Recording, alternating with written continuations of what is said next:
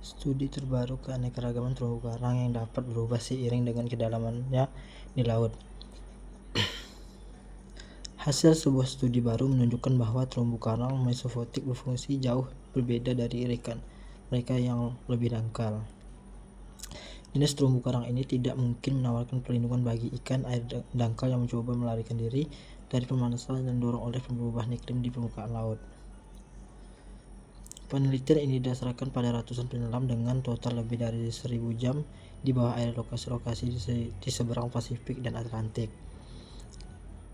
Para peneliti dalam studi mengumpulkan data dalam jumlah yang belum pernah ada sebelumnya tentang spesies apa yang terdapat di terumbu karang pada berbagai ekosistem. Mulai dari yang dangkal hingga yang paling dalam di zona mesozoik, cahaya rendah antara 30-150 meter di bawah permukaan.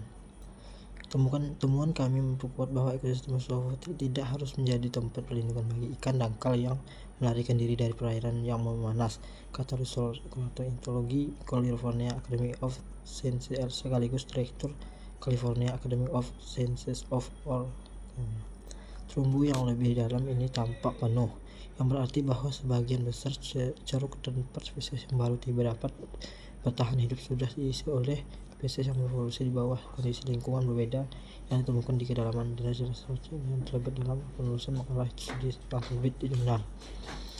Terumbu karang adalah salah satu ekosistem yang paling hidup dan vital di planet ini. Ekosistem ini mendukung seperempat dari sebuah kehidupan laut yang di mata pencaharian lebih dari 1 miliar orang di seluruh dunia. Oleh karena itu, pemahaman yang lebih baik tentang keanekaragaman hayati terumbu karang, sebuah indikator kesehatan ekosistem yang lebih luas dan ketahanan terhadap pemicu seperti perubahan iklim, sangat penting untuk menciptakan masa depan yang berkembang dan regeneratif bagi kehidupan di bumi. Untuk terumbu karang dangkal, para ilmuwan telah lama mengetahui bahwa saat Anda menjauh dari segitiga terumbu karang, kawasan samudera yang sangat beragam yang meliputi Indonesia, Filipina, Papua Nugini, dan Australia Utara, jumlah spesies karang, ikan, dan invertebrata menurun.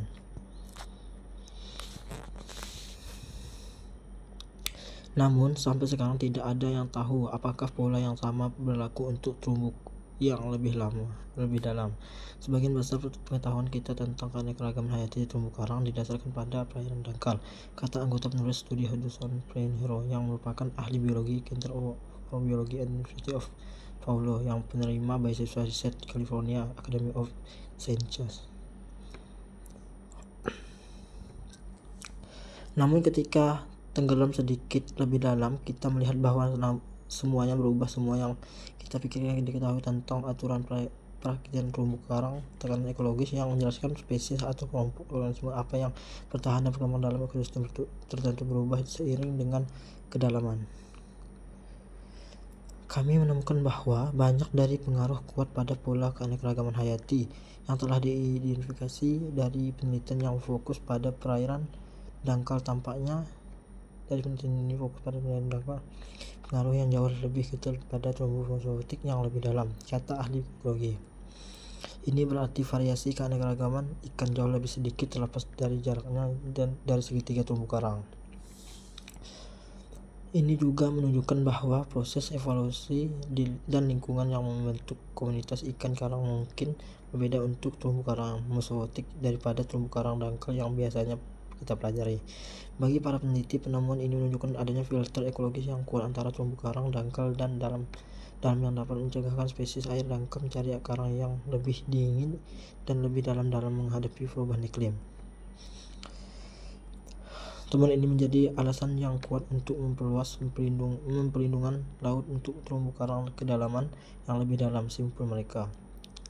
Kita perlu memasukkan terumbu ke dalam keadaan berbagai inisiatif konservasi terumbu karang yang lebih luas. Ekosistem karang mesozoik unik, rentan, dan membutuhkan perlindungan. Kita tidak dapat mengandalkan terumbu dalam untuk menjadi fitur masa depan bagi spesies dangkal dan sebaliknya. Seperti yang kami tunjukkan dalam penelitian ini, mereka sangat berbeda dengan banyak hal.